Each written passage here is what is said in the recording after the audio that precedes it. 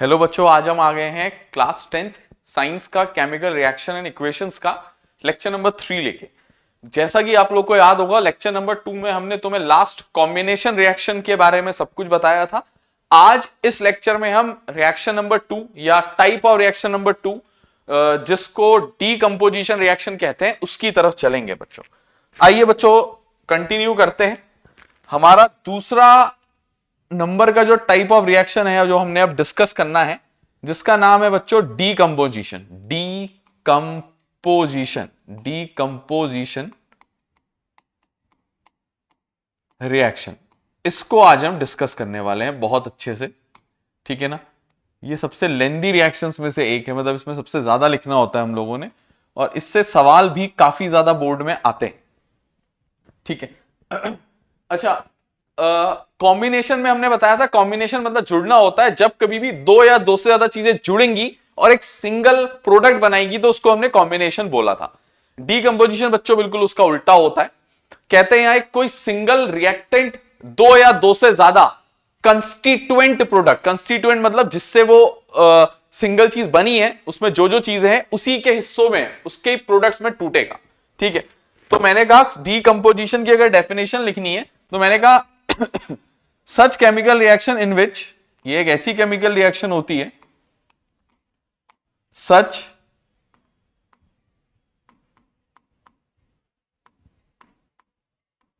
Chemical reaction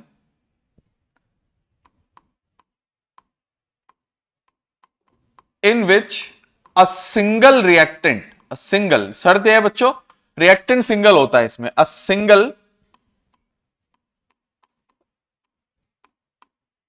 reactant gets broken down, टूट जाना बच्चों, गेट्स ब्रोकन डाउन, और ऐसा भी बोल सकते हो बच्चों डीकंपोजेस। ठीक है। मैंने कहा such chemical reaction in which a single reactant gets broken down और डीकंपोजेस इनटू टू और मोर, मिनिमम दो तो होने ही चाहिए बच्चों, इनटू टू और मोर सिंपलर, सिंपलर छोटे हिस्से, simpler constituent products, simpler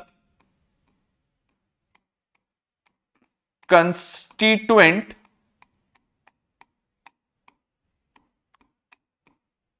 products. ठीक है। Simpler constituent products. अच्छा, एक और बात, कोई चीज जुड़ रही है समझ आता है जुड़ गई, लेकिन कोई भी चीज ब्रेकडाउन कभी खुद से नहीं होती। उसको ब्रेकडाउन करने के लिए तुम्हें कुछ ना कुछ काइंड ऑफ एनर्जी देनी पड़ेगी। वो हीट हो सकती है, वो लाइट हो सकती है, वो इलेक्ट्रिसिटी हो सकती है। तो मैंने कहा such chemical reaction in which a single reactant gets broken down और डीकंपोजेस इनटू टू और more simpler constituent products due to the action of, due to the action of heat comma light या electricity, इनमें से किसी भी चीज की वजह से, हीट कॉमा लाइट और electricity.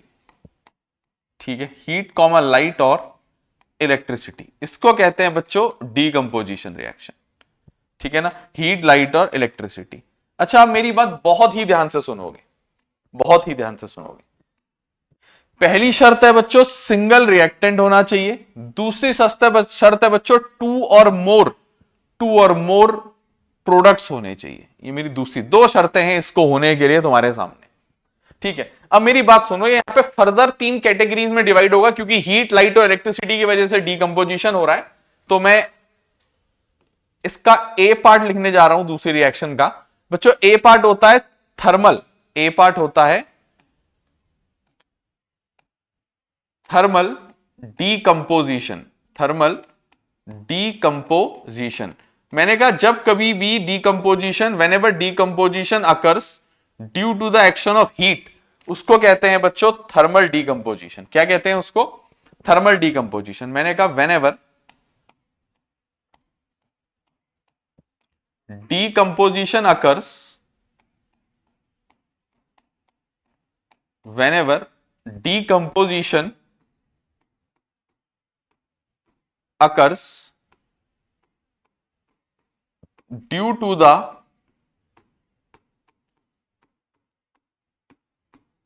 action of heat. Whenever decomposition occurs due to the action of heat, it is known as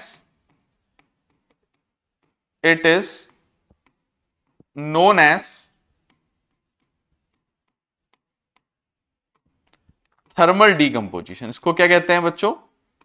thermal decomposition. मैं तीनों अभी यहां पे साथ लिख दे रहा हूं, फिर इनके एग्जांपल्स एक साथ फिर हम लिखेंगे बाद में. ठीक है. बी होता है बच्चों, लाइट की वजह से डीकंपोजिशन हो तो उसको बच्चों ये लोग बोलते हैं फोटो केमिकल, कुछ लोग फोटोलिटिक भी बोल देते हैं. Photochemical decomposition, photochemical decomposition. क्या कहते हैं बच्चों? ऐसा कहा जाता है कि जब कभी भी डीकंपोजिशन अकर करे, ऐसा कहा जाता है बच्चों, जब कभी भी डीकंपोजिशन अकर करे due to the action of, जब कभी भी डीकंपोजिशन अकर करे due to the action of light, light की वजह से. ठीक है. मैंने कहा जब कभी भी डीकंपोजिशन अकर करे due to the action of light, उसको क्या कहते हैं? फोटोकेमिकल डीकंपोजिशन कहते हैं. ठीक है ना. Due to the action of light की वजह से अगर डीकंपोजिशन हो तो whenever decomposition occurs due to the action of light, ठीक है, due to the action of light, उसको कहते हैं photochemical decomposition. Due to the action of light it is known as photochemical. क्या कहते हैं बच्चों उसको? फोटोकेमिकल डीकंपोजिशन कहते हैं.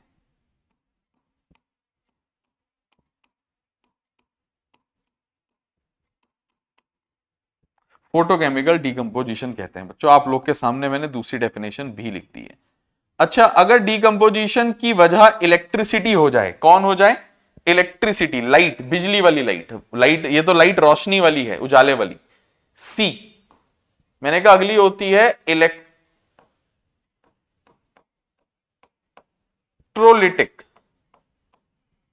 Electrolytic decomposition.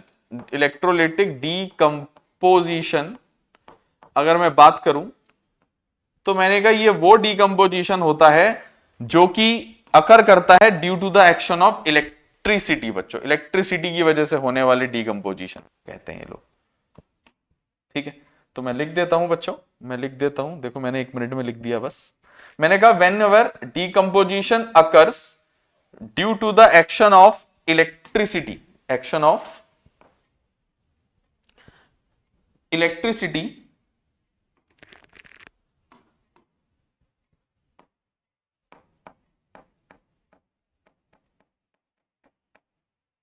due to the action of electricity, it is known as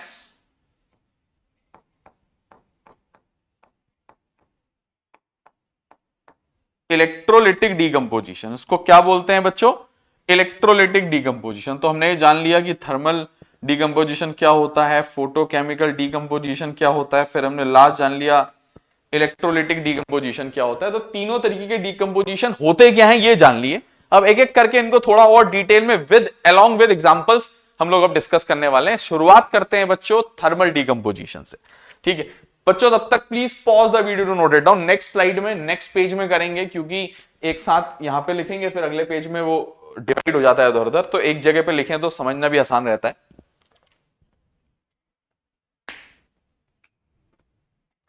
चलते हैं बच्चों आगे की तरफ. थर्मल डीकंपोजिशन की बात करेंगे.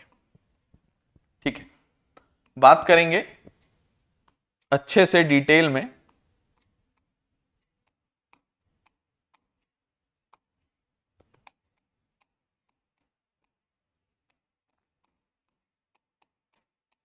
थर्मल डीकंपोजिशन, अभी जैसा कि जस्ट कुछ ही मिनट्स पहले आपको बताया गया था कि थर्मल डीकंपोजिशन होता है हीट की वजह से.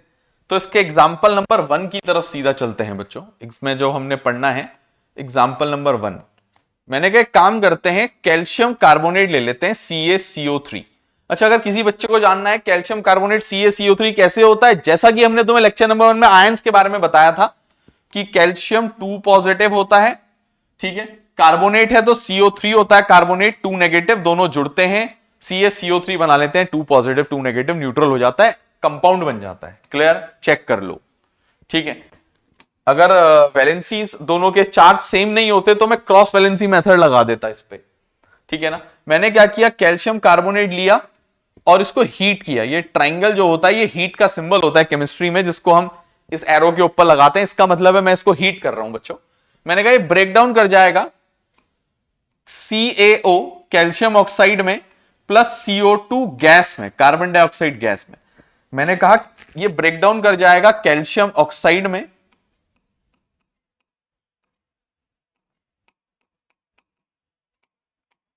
और मैंने कहा ये ब्रेक डाउन कर जाएगा कार्बन डाइऑक्साइड गैस में। कार्बन डाई ऑक्साइड गैस में ब्रेक डाउन कर जाएगा, कैल्शियम कार्बोनेट है ये। क्या है, कैल्शियम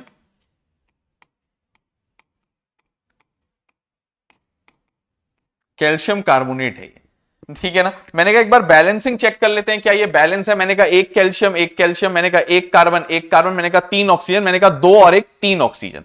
चेक कर लो रिएक्टेंट साइड और प्रोडक्ट साइड, जो सारे के सारे हमारे एलिमेंट्स हैं उनका जो नंबर ऑफ एटम्स हैं वो सेम है बच्चों, तो उसको कहते हैं बैलेंस है। ये पहले से बैलेंस करने की जरूरत नहीं है, ठीक है। तो ये मेरा एग्जाम्पल नंबर 1 पूरा हो चुका है। चलते हैं बच्चों एग्जाम्पल नंबर 2 की तरफ। मैंने कहा एग्जाम्पल नंबर 2 जो है, मैंने कहा इस बार हम ले रहे हैं लेड नाइट्रेट। अच्छा, लेड नाइट्रेट का फॉर्मूला बच्चों को दिक्कत करता है। मैंने कहा Pb जो होता है वो 2 पॉजिटिव होता है। मैंने कहा N3 नेगेटिव नाइट्राइड होता था, NO3 नेगेटिव और NO2 2 negative, sorry NO2 3 negative. एक सेकंड मैं इसको थोड़ा ठीक कर रहा हूं। मैंने कहा Pb जो होता था वो 2 पॉजिटिव होता था, एक N3 नेगेटिव होता था, एक NO3 नेगेटिव होता था, एक NO2 नेगेटिव होता था। मैंने कहा ये नाइट्राइड होता था। क्या होता था, नाइट्राइड। मैंने कहा एक नाइट्रेट होता था और एक नाइट्राइट होता था, नाइट्राइट ITE। मैंने कहा मुझे लेड नाइट्रेट की बात करनी है। लेड नाइट्रेट फॉर्मूला वैसे तो उसका PbNO3 का होल ट्वाइस होता है। अब कैसे होता है ये एक्सप्लेन करना है मुझे। लेड और नाइट्रेट की बात करनी है इन दोनों की, तो मेरे उन दोनों चीजों से कोई मतलब नहीं है, तो उसको हटा देते हैं। मैंने कहा ये चीजें जब आपस में जुड़ेंगी तो क्या होगा, इसकी वैलेंसी 2 है, इसकी वैलेंसी माइनस है, -1 या -1 है, या इसकी 2 पॉजिटिव है आयन जो है। मैंने कहा Pb और NO3 जब आपस में जुड़ेंगे तो इसकी वैलेंसी इसमें, इसकी वैलेंसी इसमें लिख दूंगा। तो Pb की वैलेंसी 2 यहां चली जाएगी और NO3 की जो -1 है वो यहां आ जाएगी। नेगेटिव साइन लगाते नहीं है, आयंस नहीं लगाते, वैलेंसीज क्रॉस में जाती हैं। आयंस अलग चीज है, वैलेंसी अलग चीज है। नंबर 1 आ जाएगा यहाँ पे। 1 लिखो ना लिखो एक ही बात है, हटा दो 1 को, हटा दो। PbNO3 का होल ट्वाइस बच्चों फॉर्मूला बन गया। रटना नहीं है इसको, हाँ रटना नहीं है बच्चों। मैंने कहा लेड नाइट्रेट लो, ठीक है, इसको बोलते हैं बच्चों लेड नाइट्रेट। क्या बोलते हैं इसको,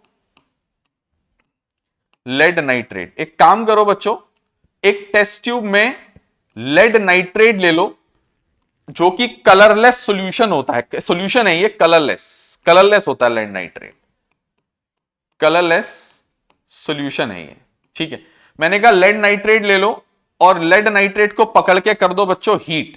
मैंने कहा लेड नाइट्रेट टूट जाएगा लेड ऑक्साइड में, PbO, PbO। अब कैसे पता चला लेड ऑक्साइड PbO होता है, PbO2 O3 क्यों नहीं होता। मैंने कहा lead Pb 2 positive O2 negative, जुड़ गए दोनों, PbO बन गए। प्लस मैंने कहा इसके दौरान NO2 गैस बनती है। मैंने कहा इसके दौरान ऑक्सीजन की गैस भी बनती है। चेक कर लो आप लोग के सामने, ठीक है ना। तो मैंने कहा ये मेरा है lead oxide, lead oxide.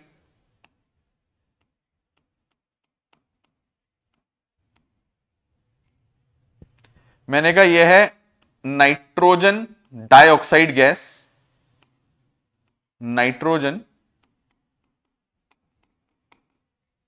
Dioxide gas. मैंने कहा यह है ऑक्सीजन गैस, ऑक्सीजन गैस, ठीक है। ठीक हो गया। अब इसको थोड़ा सा बच्चों थोड़ा समझेंगे, ये थोड़ा सा एक एक्टिविटी के तौर पे भी हमारे पास कभी कभी आती है। मैंने कहा ऑक्सीजन गैस का तो कोई कलर नहीं होता, लेकिन जब मैं किसी एक टेस्ट ट्यूब में लेड नाइट्रेट को लेके हीट करता हूं तो मेरे पास ना लेड नाइट्रेट कलरलेस सॉल्यूशन को हीट करने के बाद एक रेसिड्यू बच जाता है, येलो रेसिड्यू, येलो कलर का कुछ पाउडर जैसा नीचे बच जाता है, तो इसको बोलते हैं येलो रेसिड्यू।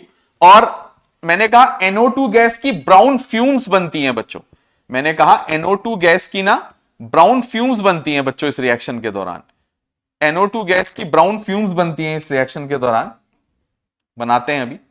मैंने कहा ब्राउन फ्यूम्स मतलब बताता हूं मैं,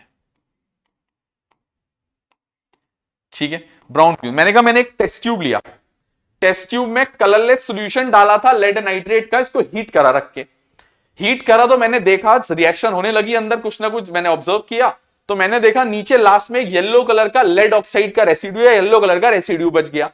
टेस्ट ट्यूब के ऊपर के मुंह से ना ब्राउन कलर की भाप, फ्यूम्स, ठीक है, ब्राउन कलर की फ्यूम्स निकल रही थी। ब्राउन कलर की फ्यूम्स होती हैं NO2 गैस की, और ऑक्सीजन गैस भी इसके दौरान बन रही थी, ऑक्सीजन गैस भी बन रही थी जो कि साइड में रिएक्शन में दिख रही है, याद रखोगे बच्चों उसको, ठीक है ना। तो इस बात को हमें अब नोट करना है कि जब कभी भी, मैंने कहा when colorless lead nitrate, colorless lead nitrate solution is heated in a test tube, solution is heated in a test tube, comma, then a yellow residue of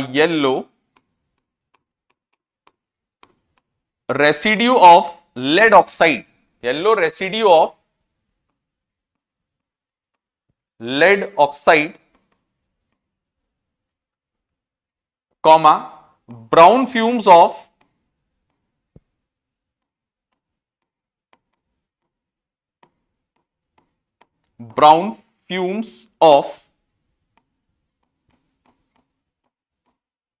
nitrogen dioxide, brown fumes of nitrogen dioxide and oxygen gas are produced, ठीक है ना बच्चों, oxygen gas are produce. Exam में क्या आएगा पता है, मैं बताता हूं एग्जाम में क्या आएगा।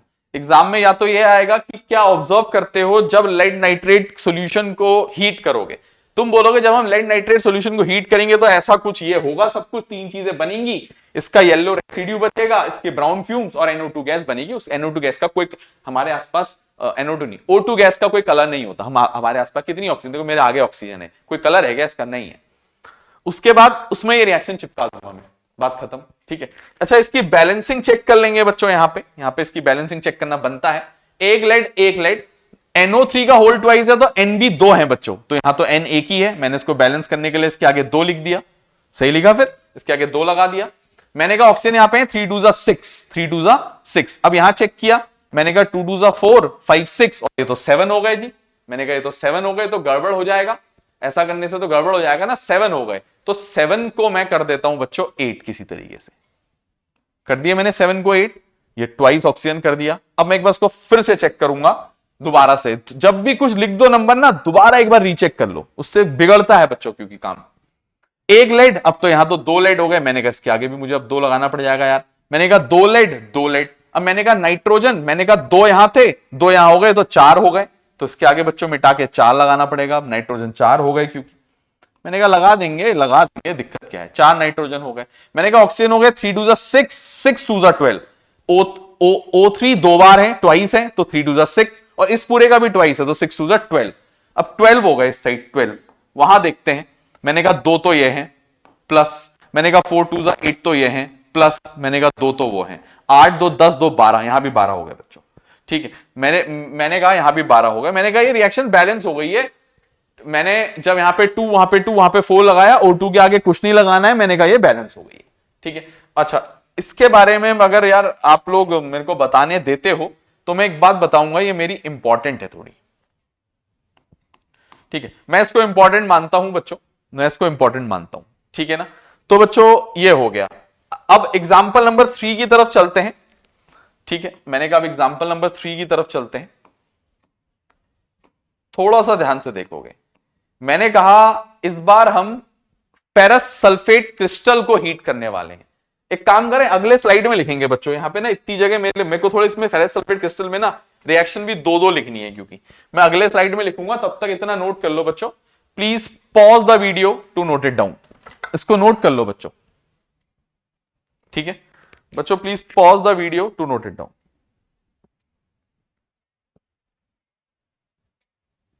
चलते हैं बच्चों अब आगे की तरफ, और उसके बारे में जानकारी हासिल करते हैं कि जब हम फेरस सल्फेट क्रिस्टल को हीट करेंगे तो क्या होता है, ठीक है ना। मैंने कहा इस बार मैं लेने वाला हूं फेरस सल्फेट क्रिस्टल्स, ठीक है। मेरा एग्जांपल नंबर 3 रहेगा अभी भी वो, ठीक है ना। हमारा वही चल रहा है बच्चों, अभी थर्मल डीकंपोजिशन चल रहा है, डीकंपोजिशन रिएक्शन में है, उसका ए पार्ट थर्मल डीकंपोजिशन के एग्जांपल्स कर रहे हैं। मैंने कहा तीसरा, मैंने कहा सबसे पहले तीसरा एग्जांपल करने से पहले थोड़ा सा फेरस सल्फेट क्रिस्टल के बारे में जानते हैं। मैंने कहा थोड़ा सा फेरस सल्फेट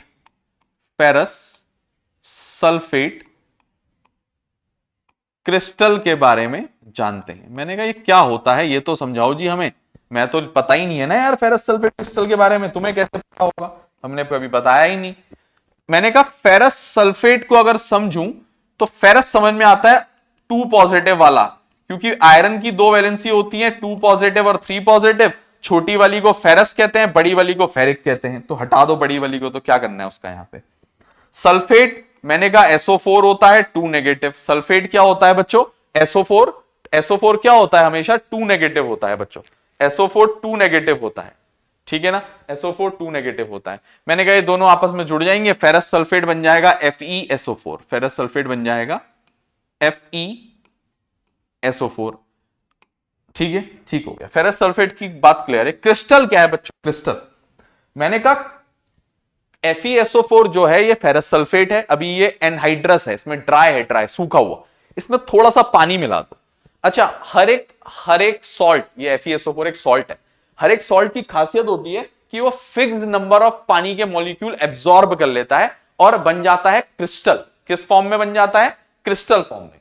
तो FeSO4 डॉट, मैंने कहा इसकी खासियत होती है ये 7 यूनिट पानी एब्जॉर्ब करता है, FeSO4.7H2O बन जाता है। बहुत ध्यान से सुनेंगे इसके बारे में, ये बात मैं पूरी क्लियर करूंगा, ऐसा नहीं मैं ये 7 पानी क्यों आया, कैसे आया, हर चीज बताऊंगा इसके बारे में। मैंने कहा ये जो अब हमने बनाया है ना, ये जो हमने अभी इस वक्त बना रखा है आप लोग के आगे FeSO4.7H2O, ये है तो फेरस सल्फेट क्रिस्टल, लेकिन अगर मैं इसके नाम की बात करूं तो इसका नाम जो है ना, इसका नाम है फेरस सल्फेट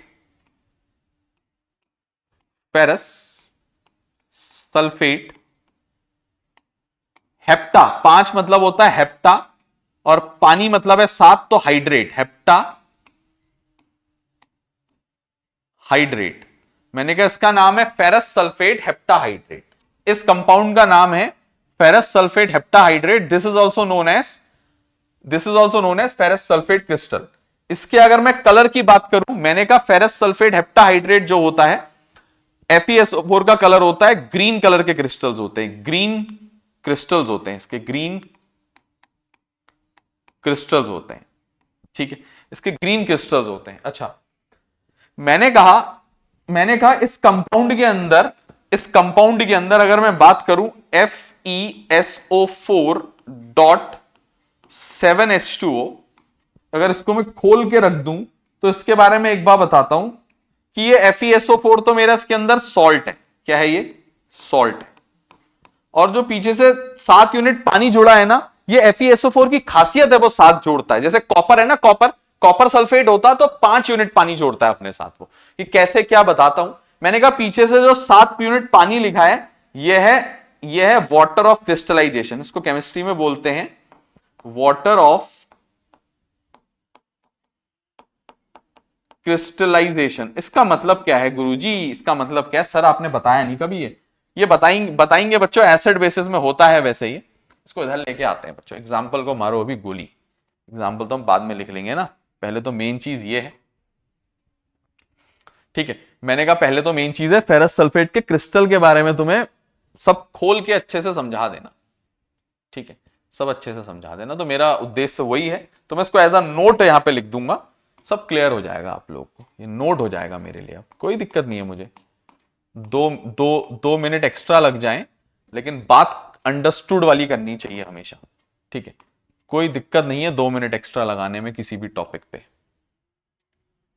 ठीक है, उम्मीद करते हैं कि दिखाई दे रहा होगा। ठीक है, मैंने कहा फेरस सल्फेट क्रिस्टल जो होता है वो ये होता है, तुम्हारे सामने है। मैंने कहा इसमें सॉल्ट है और वाटर ऑफ क्रिस्टलाइजेशन है। ये पूरा का पूरा जो कंप्लीट अब बना है ये क्रिस्टल बन गया है। क्या बन गया है ये पूरा? ये कंप्लीट अगर बात करूं, ये कंप्लीट की अगर बात करूं पूरे की, ठीक है, अगर मैं ये पूरे की बात करूं, एक सेकंड दोगे मुझे। मैंने कहा ये पूरा का पूरा क्या है? मैंने कहा पूरा का पूरा है क्रिस्टल। इस क्रिस्टल के दो हिस्से हैं बच्चों, इस क्रिस्टल के दो हिस्से हैं आप लोग के सामने। मैंने कहा एक हिस्सा यह है और एक हिस्सा यह है। ठीक है, मैंने कहा एक सॉल्ट है, एक वाटर ऑफ क्रिस्टलाइजेशन है, मिला के क्रिस्टल बन गया। कोई पूछे जी वाटर ऑफ क्रिस्टलाइजेशन क्या होता है? मैंने कहा वाटर ऑफ क्रिस्टलाइजेशन के बारे में भी लिख देते हैं, चलो। मैंने कहा water of crystallisation is the minimum amount of water absorbed या absorbed by a salt to exist as a crystal. Salt है, सॉल्ट को क्रिस्टल बनने के लिए मिनिमम जितना पानी एब्जॉर्ब करना होता है वो उसको उसका वाटर ऑफ क्रिस्टलाइजेशन कहते हैं। FeSO4 का वाटर ऑफ क्रिस्टलाइजेशन होता है 7, हमें 7 मॉलिक्यूल पानी चाहिए होते हैं। मैंने कहा वाटर ऑफ क्रिस्टलाइजेशन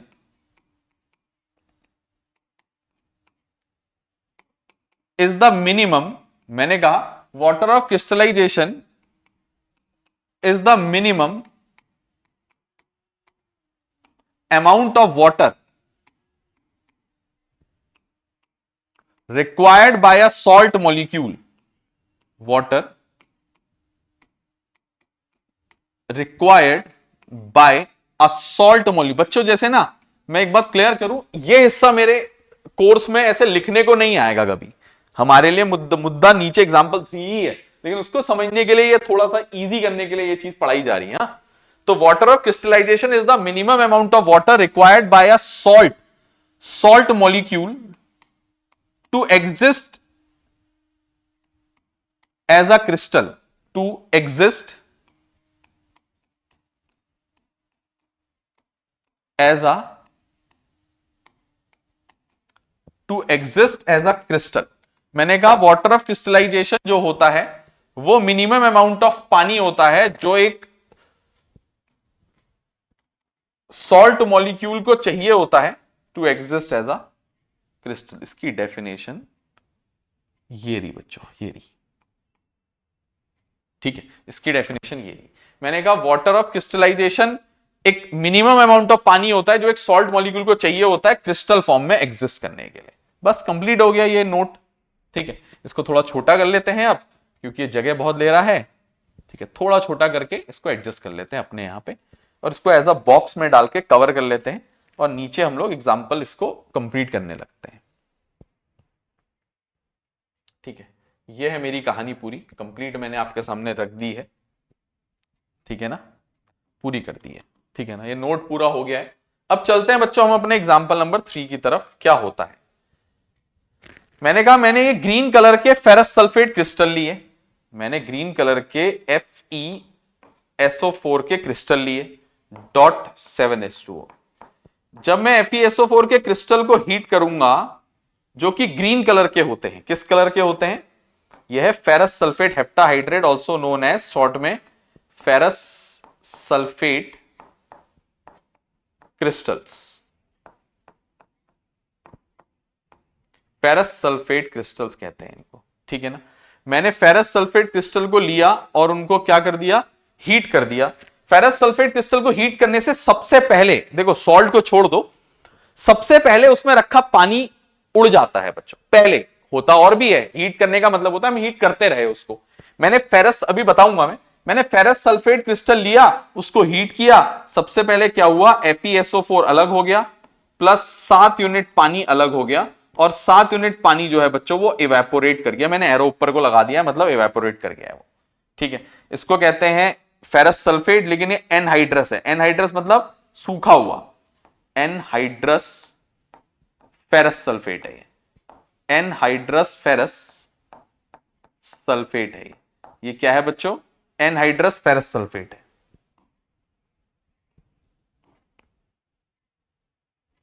ये जो 7 यूनिट पानी है, ये मेरा वाटर मॉलिक्यूल है जो कि इवेपोरेट कर गया उसके साथ जुड़ा हुआ। ठीक है, ठीक हो गया, अब कोई टेंशन नहीं है ज्यादा। अब क्या हुआ? हुआ ये साथ ही है बच्चों, लेकिन दो हिस्सों में लिखनी पड़ती है बच्चों रिएक्शन ना। हुआ ये बात साथ ही थी। अच्छा, अब क्या हुआ? FeSO4 के साथ एक्शन होगा। FeSO4 जो है वो टूटेगा।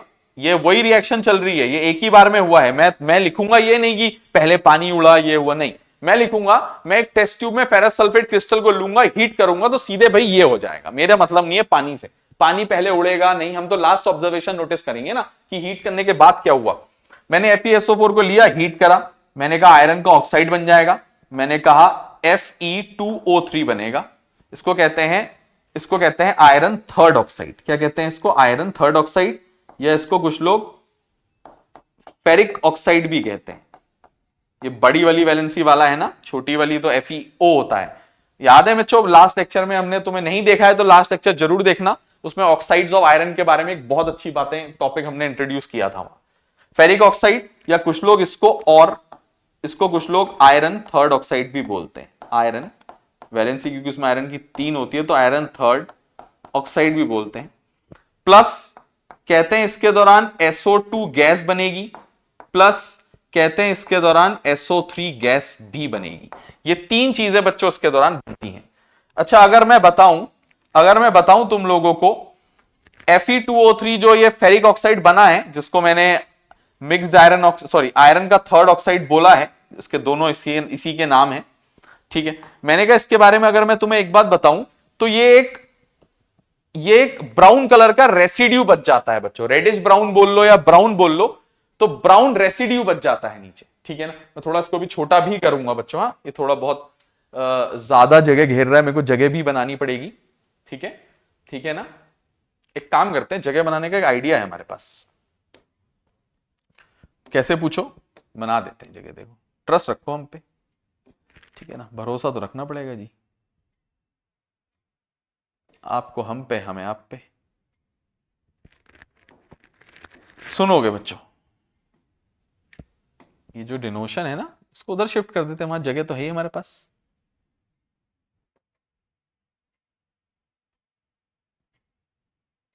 ठीक है, ये और अच्छा आइडिया आ गया है, इसको नीचे ले आते हैं, उसको ऊपर ले जाते हैं।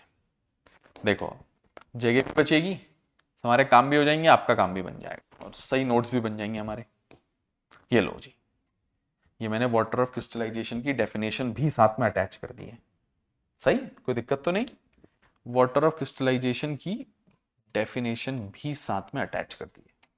ठीक है, चेक कर लो, चेक कर लो, चेक कर लो, जगह भी बन गई है जितनी चाहिए। ठीक है ना? थोड़ा सा अगर इसका रंग बदल जाए तो मजा आ जाए, लेकिन अब कलर चेंज होगा नहीं। ठीक है, सही है, समझ रहे हो आप लोग? अच्छा, एग्जाम्पल नंबर 3 में मैंने क्या कहा?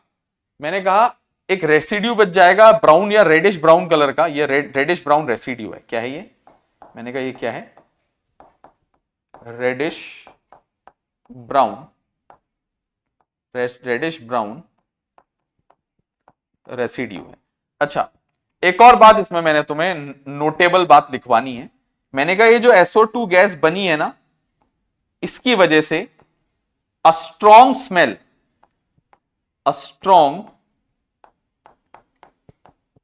स्मेल ऑफ बर्निंग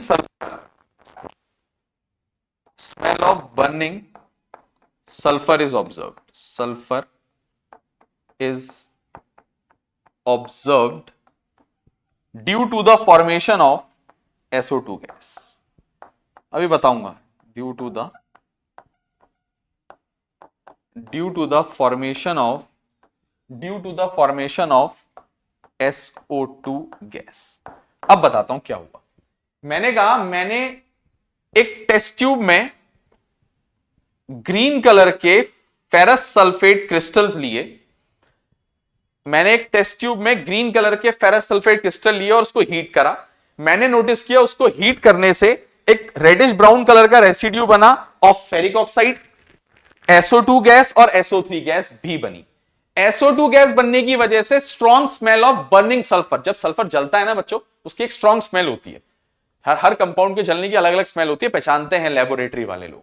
तो SO2 गैस की वजह से सल्फर की जलने की बहुत भयानक तेज स्मेल आने लगी। अच्छा, वो लोग पूछते हैं सर SO3 के बारे में क्यों नहीं बताया कुछ?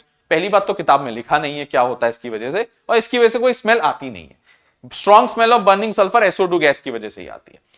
अगला टास्क, इसको बैलेंस भी कर लेते हैं। ऊपर वाली तो ऑलरेडी बैलेंस है, ये दो अलग अलग रिएक्शन नहीं है बच्चों, है ये एक ही, एक साथ ही चली है। पहले पानी उड़ा फिर ये हुआ। यार एक बार बताओ ना, तुमने क्या किया, एक बर्तन लिया, बर्तन में तुमने चाय बनाई मान लो, सीधे उसमें पड़ी हुई चाय पत्ती थोड़ा ना जलने लग जाएगी, पहले उसका सारा पानी उड़ेगा धीरे धीरे, समझ रहे हो ना?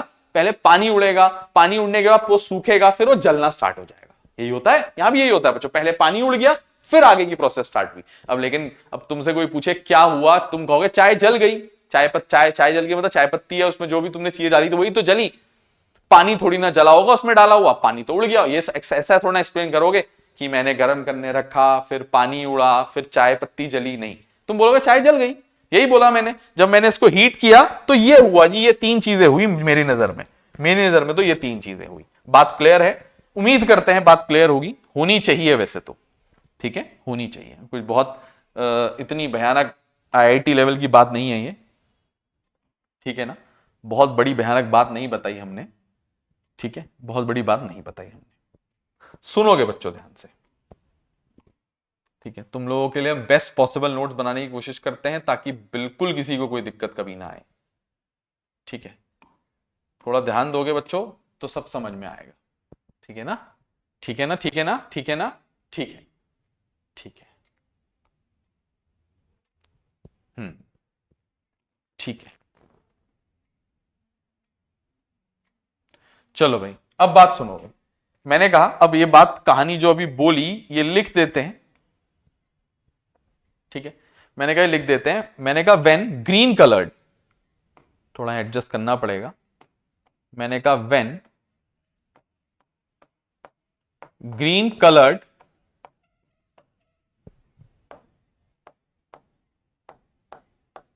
ferrous sulfate crystals, when green colored ferrous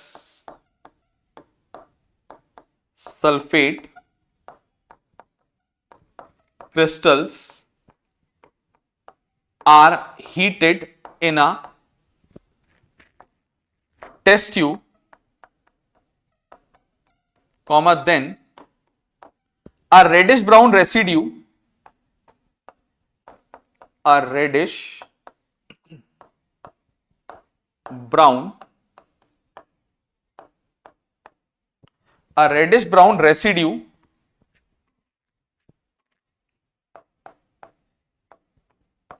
of ferric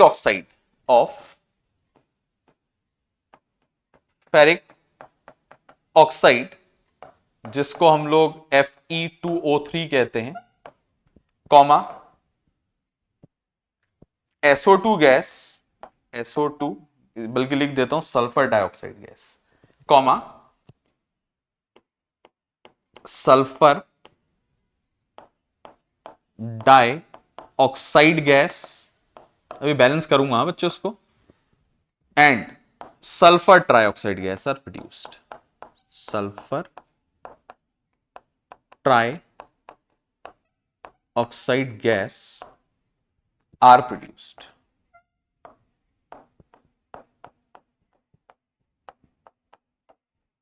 full stop, ठीक है, ये बनता है बच्चों। अब मेरी बात बहुत ध्यान से सुनोगे, बहुत ध्यान से सुनोगे। मैंने कहा इसको बैलेंस भी कर लेते हैं। मैंने कहा ऊपर वाले को मत देखो, नीचे वाली को देखो, यहां पे एक आयरन वहां पे दो आयरन, तो उसके आगे दो लगा दो, दो आयरन हो गए। मैंने कहा दो सल्फर, यहां पे दो सल्फर, मैंने कहा ऑक्सीजन यहां पे 4 2 8, मैंने कहा 3 4 5 6 7 8, बैलेंस हो गई बच्चों, ठीक है, ये बैलेंस हो गई है।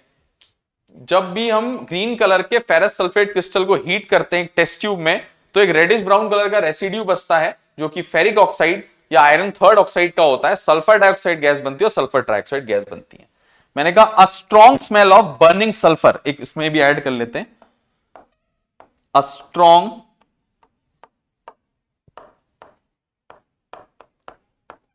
Smell of burning sulphur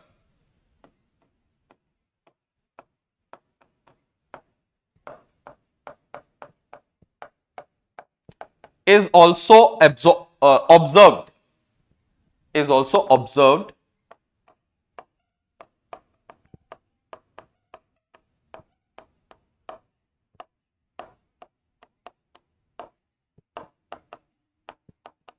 during this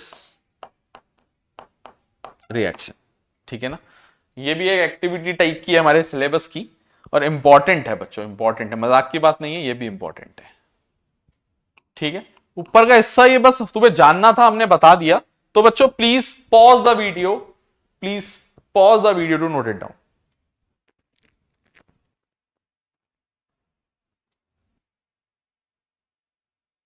ठीक है बच्चों, वीडियो को पॉज करके इसको नोट कर लो। अब चलते हैं आगे की तरफ, फोटोकेमिकल डीकंपोजिशन की तरफ, बी पार्ट की तरफ चलेंगे। चलें बच्चों, चलते हैं फोटोकेमिकल डीकंपोजिशन की तरफ।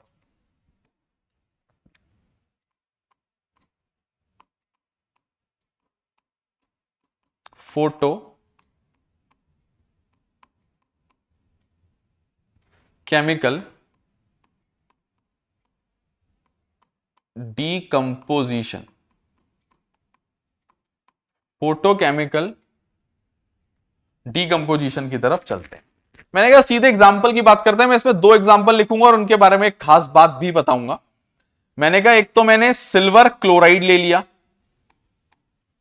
और एक मैंने सिल्वर ब्रोमाइड ले लिया और दोनों को रखा सनलाइट पे, मतलब लाइट में रखा, मतलब कहां रखा, मैंने दोनों को रखा कहां, सनलाइट में रख दिया बच्चों। दोनों को मैंने दोनों को कहां रख दिया, लाइट में, मतलब सनलाइट में। जैसे इनको सनलाइट में रखा, ये टूट गए दोनों, Ag अलग हो गया, क्लोरीन गैस अलग बन गई। फिर से रिपीट कर रहा हूं बच्चों, गैस कभी भी अकेले नहीं होती, गैस का हमेशा मॉलिक्यूल होता है। ऑक्सीजन हमेशा O2 होता है, ऑक्सीजन गैस। क्लोरीन गैस हमेशा Cl2 होता है। ठीक है, नाइट्रोजन गैस हमेशा N2 होता है। गैस का कभी भी एटम नहीं, मॉलिक्यूल होता है हमेशा। ठीक है, तो मैंने कहा सिल्वर क्लोराइड को हीट किया, सिल्वर मेटल और क्लोरीन गैस बन गई। सिल्वर ब्रोमाइड को हीट किया, सिल्वर मेटल और ब्रोमीन गैस बन गई। ठीक है, ठीक हो गया। तो मैंने कहा यह है सिल्वर क्लोराइड, यह है सिल्वर क्लोराइड। Ag पॉजिटिव होता है, चेक कर लेना, लास्ट लेक्चर में मैंने तुमने कॉपी में नोट्स बनाए हैं। तो silver Ag positive, Cl negative जुड़ गए दोनों। ये टूट गया बच्चों सिल्वर मेटल में और क्लोरीन गैस में। मैंने कहा ये टूट गया बच्चों ब्रोमीन गैस में और सिल्वर मेटल में। और मैंने कहा यह है सिल्वर ब्रोमाइड, यह है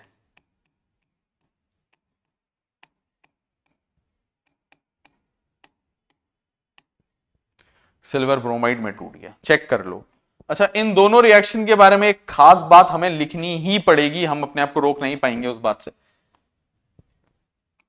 मैंने कहा दीज रिएक्शंस आर यूज्ड इन,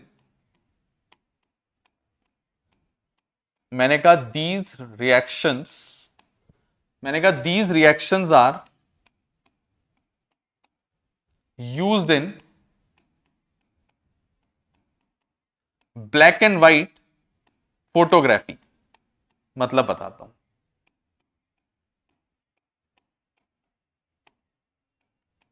जो ब्लैक एंड व्हाइट फोटोग्राफी होती है बच्चों, उसमें ये दोनों रिएक्शंस के एग्जाम में कैसे आएगा क्वेश्चन, एग्जाम में आएगा right the reaction involve in black and white photography.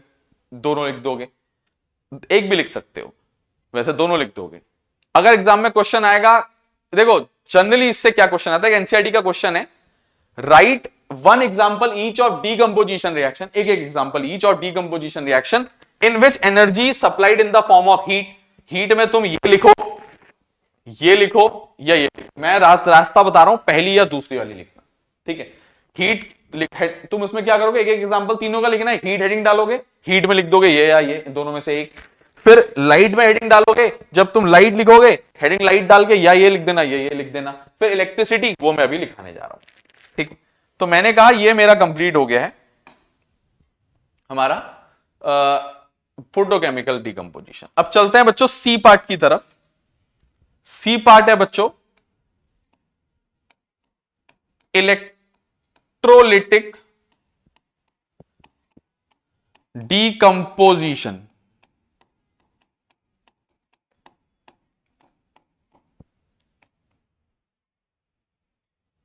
Electrolytic decomposition की तरफ चलेंगे। मैंने कहा क्या होता है, मैंने कहा एक काम करते हैं, इलेक्ट्रोलिटिक डिकम्पोजिशन में इलेक्ट्रोलिसिस ऑफ वाटर पढ़ा देते हैं आप लोगों को। इसका एग्जांपल, एक ही एग्जांपल देंगे इसमें, चलो।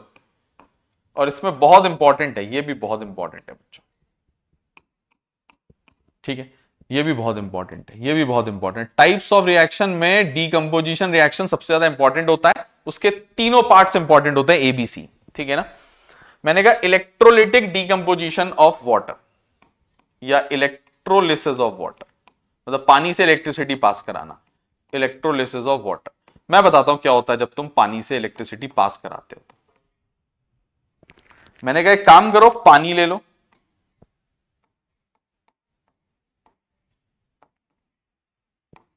पानी से पास करा दो electricity.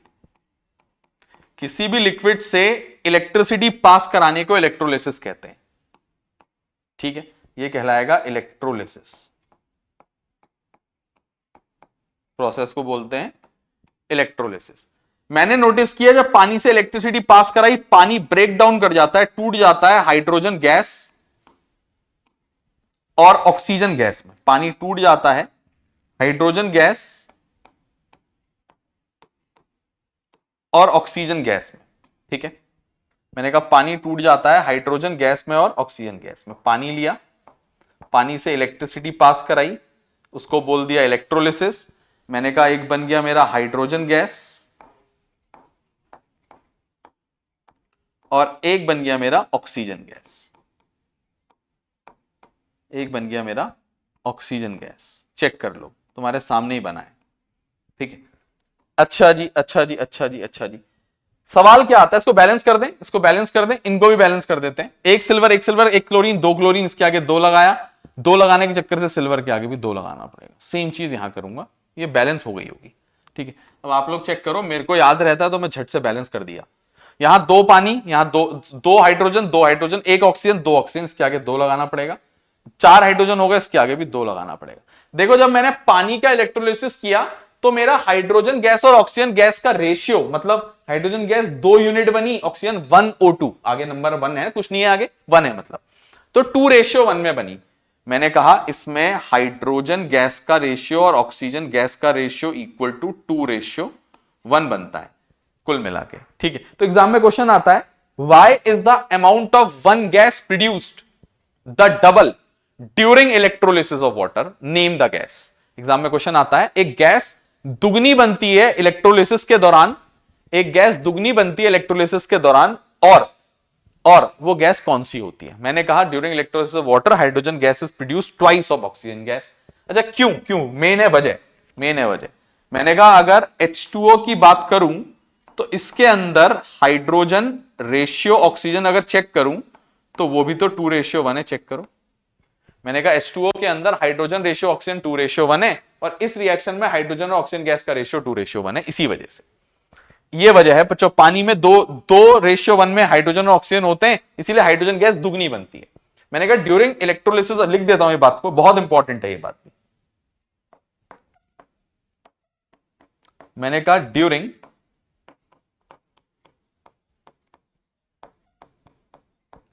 Electrolysis of water, comma,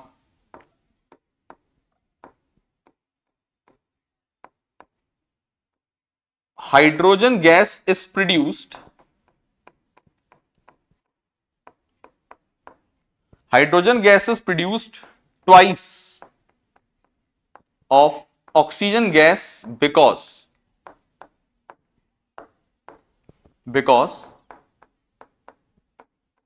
in water hydrogen and oxygen are present in the ratio 2:1. Hydrogen and oxygen are present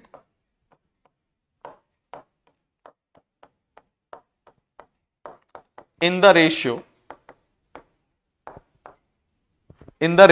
2:1, in the ratio 2:1। इसी वजह से बच्चों ये जो स्टेटमेंट हमने अभी लिखा है ना आप लोगों के आगे, ये स्टेटमेंट ये भी बहुत इंपॉर्टेंट है बच्चों। इससे क्वेश्चन आता है why is the amount of, अच्छा जब ये क्वेश्चन आता है ना why is the amount of one gas during electrolysis of water produce the twice of the other, name the gas. तो उसमें बच्चों तुम्हें ये तो लिखना ही होता है, साथ में रिएक्शन भी सपोर्ट में देनी होती है, देनी ही होती है, ठीक है, देनी होती है बच्चों, मतलब देनी ही देनी है, उसमें कोई ऑप्शन नहीं है, ऑप्शन नहीं दे रहे हम उसमें। एक्सप्लेनेशन है छोटा सा एक इसके बारे में, तो उसको डब्बे में डाल देते हैं, काम की चीज नहीं है हमारे, तो मैं समझाने के लिए है बस।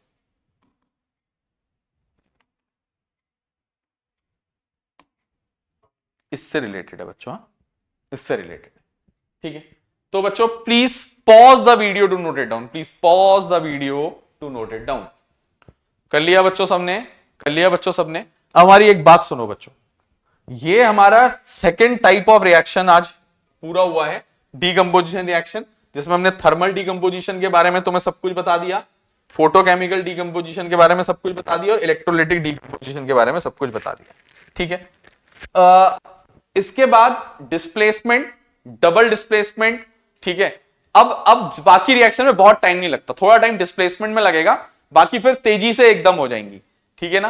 तो उस चीज को हम लोग नेक्स्ट लेक्चर में कंटिन्यू करेंगे, बहुत जल्दी अगला लेक्चर डाल देंगे, चैप्टर बहुत जल्दी कंप्लीट कर देंगे हम इसको अब, ठीक है। मिलते हैं बच्चों अगले लेक्चर में, वीडियो को अपने दोस्तों तक शेयर करो प्लीज बच्चों, ठीक है। मिलते हैं अगले लेक्चर में, तब तक के लिए bye bye, thank you so much.